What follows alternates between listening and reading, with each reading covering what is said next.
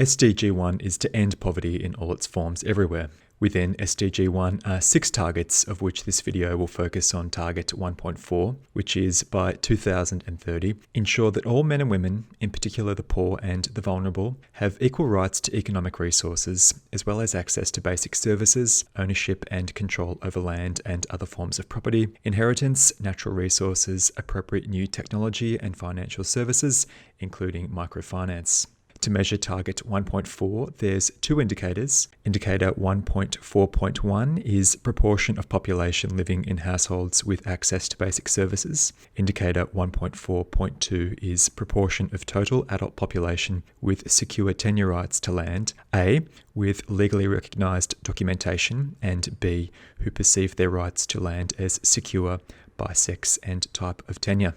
The year 2030 has been set as the deadline for this target to be met in alignment with the Sustainable Development Goals as a whole. To better break up this lengthy target, let's look at each of the indicators at a time. Indicator 1.4.1 is looking at households' access to basic services. What is meant by the broad term basic services though? As we explored in the video for target 1.2, poverty has many dimensions. We also looked at a similar definition in the previous video for target 1.3 in the context of the basic needs provided by welfare and social security. Without meeting these basic needs, it is likely one may meet the definition of living in extreme poverty, bereft of drinking water, sanitation, healthcare, and education.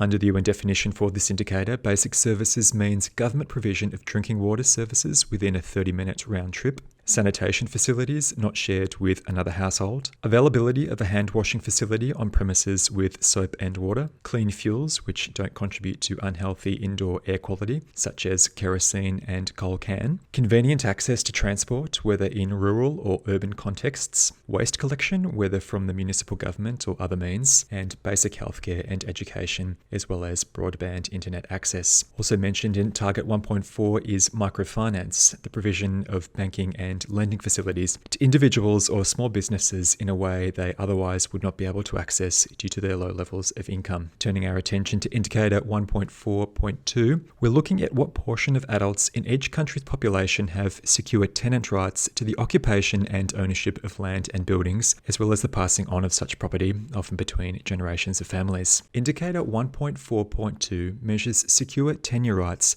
by 2 necessary concepts and disaggregates the measures by sex, recognizing the prevalence of inequality for women in matters of tenure and inheritance laws and protections. 1.4.2 is also disaggregated by types of tenure. An example of a type of tenure is a leasehold, whereby a lessee contracts with a lessor to use the property for payments over the period of the lease. Another type of tenure is customary, according to the customs of Indigenous communities. The other 2 tenure types, by the definition of 1.4.2, is public tenure, that is property owned by the state, as well as freehold, which is owning the property, its land, and the space above it. The 2 necessary concepts to meet the definition of secure tenant rights for the purposes of Indicator 1.4.2 is the backing by legally recognised documentation, as well as an individual's perception of the security of their tenure, for instance, a fear of involuntary loss of land due to a disagreement over land rights, irrespective of such tenure's official recognition. Due to global stresses on food security,